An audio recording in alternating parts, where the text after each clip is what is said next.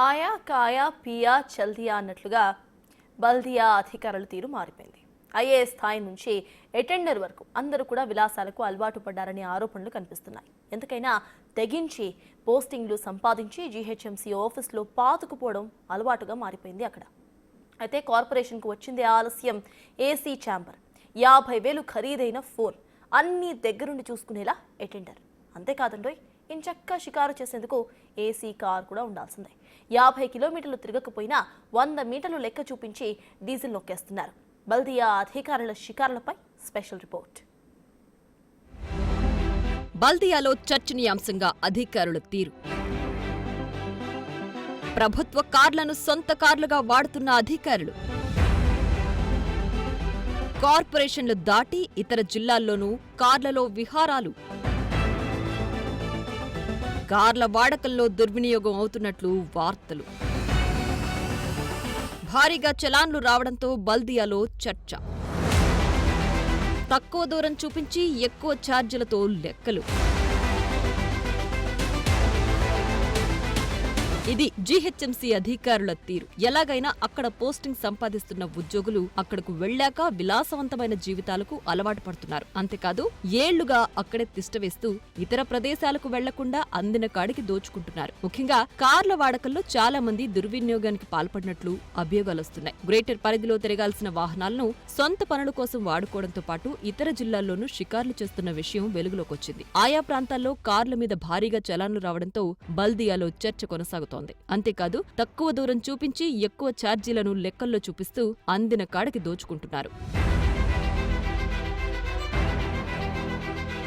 పన్నుల రూపంలో వసూలు చేసిన డబ్బును ప్రతిరోజు 15 లక్షల రూపాయలకు పైగా డీజిల్ కోసం ఖర్చు చేస్తున్నట్లు గణాంకాలు చెబుతున్నాయి. సెలవు రోజుల్లోనూ డీజిల్ ఖర్చు అవుతున్నట్లు లెక్కలను చూపడంతో జీహెచ్ఎంసీలో అసలేం జరుగుతుందనే చర్చ సాగుతోంది. అక్కడ అధికారుల తీరు ప్రతిసారి చర్చనీయాంశంగా మారుతోంది. ప్రజల నుంచి ముక్కుపిండి వసూలు చేస్తున్న డబ్బును అధికారులు నీరులా ఖర్చు చేస్తున్నారనే ఆరోపణలున్నాయి. అవసరం ఉన్నా లేకపోయినా, డిపార్ట్మెంట్ కాకపోయినా జీహెచ్ఎంసీలో తిష్టవేస్తున్న కొంతమంది అధికారులు ఇతర పనుల్లో నియమించబడుతున్నారు. ఒక్కసారి ఇక్కడికొచ్చారంటే చాలు, ఏసీ క్యాబిన్లు, వేల రూపాయల ఫోన్లు, లక్షల రూపాయల విలువ చేసే కార్లు కొనాల్సిందేనంటూ కోరికల చిట్టాను విప్పుతుంటారు. బల్దియాలో జీహెచ్ఎంసీ ఏర్పాటు చేసిన కార్లతో పాటు ప్రైవేటు కార్లు కలిపి 750 వరకు ఉన్నాయి. వీటి కోసం ప్రతి నెల బల్దియా కోట్ల రూపాయలు ఖర్చు చేస్తోంది. జీహెచ్ఎంసీలో ఉన్నతాధికారులకు ఇన్నోవా కార్లు, డిప్యూటీ కమిషనర్లకు స్కార్పియో కార్లు, మెడికల్ ఆఫీసర్లు, జాయింట్ కమిషనర్లకు బొలెరో వాహనాలున్నాయి. ఆయా విభాగాల అధికారులను బట్టి 200 నుంచి 280 లీటర్ల డీజిల్ ప్రతి నెల సమకూరుస్తోంది జీహెచ్ఎంసీ. ఇందులో చాలా మంది ఇంటికి, ఆఫీస్కు మాత్రమే కార్లు ఉపయోగిస్తారు. అందుకోసం రోజు 30 నుంచి 50 కిలోమీటర్ల లోపు మాత్రమే తిరుగుతారు. కానీ 100 కిలోమీటర్ల దూరం తిరిగినట్లుగా డీజిల్ డ్రా చేసుకుంటున్నారనే విషయం వెలుగులోకొచ్చింది. తిరిగిన కిలోమీటర్లను బట్టి కాకుండా ప్రతి నెల వీరికి 280 లీటర్ల డీజిల్ ఇవ్వడంతో అక్రమాలకు ఆస్కారం ఏర్పడుతోందని వాదనుంది. ప్రతి వెహికల్లో ఎన్ని కిలోమీటర్లు తిరిగారు అనే డీటెయిల్స్ సేకరించి అందుకు తగ్గట్టుగా డీజిల్ సమకూర్చాల్సింది. కానీ కొందరు అధికారుల చర్యల కారణంగా సైంటిఫిక్ గా కాకుండా ఇష్టారీతిగా డీజిల్ కూపన్లు జారీ చేస్తున్నారన్న ఆరోపణలున్నాయి. బల్దియా సమకూర్చిన కార్ల సౌకర్యాన్ని కొంతమంది తమ షికారు కోసం ఉపయోగించుకుంటున్నారా అంటే అవుననే మాట వినబడుతోంది.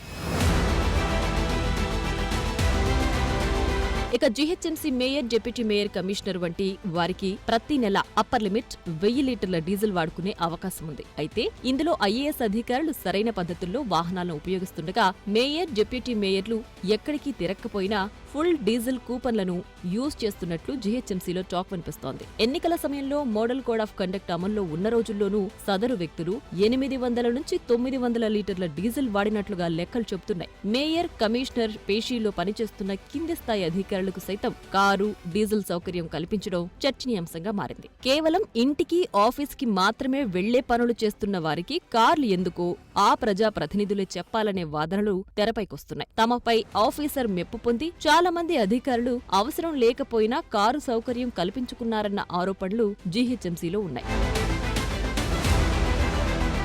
జీహెచ్ఎంసీ పౌరుల సేవల కోసం కేటాయించిన కార్లను కొంతమంది అధికారులు తమ కుటుంబ సేవల కోసం యూజ్ చేస్తున్నారా అంటే అవుననే సమాధానం వినిపిస్తోంది. వారి కార్లపైన వచ్చిన చలాన్లు చూస్తే కంగుతినే విషయాలు వెలుగులోకొస్తున్నాయి. హైదరాబాద్ మాత్రమే అనుకుంటే ఔటర్ రింగ్ రోడ్ దాటి జిల్లాల్లో సైతం తిరిగిన అధికారులు ఉన్నారు. సెలవు దినాల్లోనే కాదు వర్కింగ్ డేస్ల్లోనూ బయట జిల్లాల్లో కార్లకు over speeding, wrong parking, signal jumping వంటి చలాన్లొచ్చాయంటే పౌరుల సేవల కోసం ఉపయోగించాల్సిన కార్లను అధికారులు తమ కుటుంబ సేవల కోసం ఎలా ఉపయోగిస్తున్నారో అర్థమవుతోంది.